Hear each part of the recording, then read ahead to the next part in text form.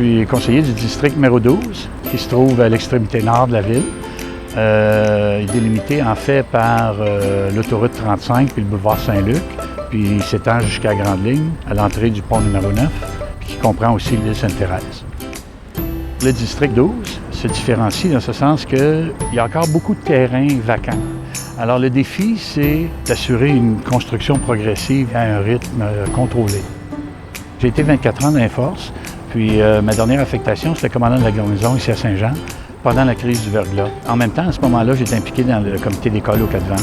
J'étais impliqué dans mon quartier, puis lorsque j'ai pris ma retraite, je me suis impliqué en politique. C'est l'occasion de souligner, évidemment, les 350 ans de la ville.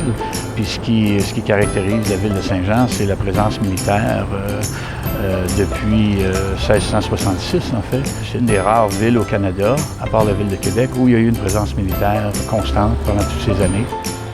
Ce que je souhaite, c'est le jour où les citoyens de Saint-Jean, peu importe le district ou le quartier ou le secteur où ils demeurent, soient fiers de leur ville. Ça fait une quinzaine d'années qu'on a eu la fusion, mais il y a encore une mentalité de secteur. Alors le jour où les gens vont se dire « je fais partie de la ville de Saint-Jean dans son ensemble », c'est le rêve que je souhaite. Mon nom est Robert Quentin et je suis fier de m'impliquer dans ma communauté.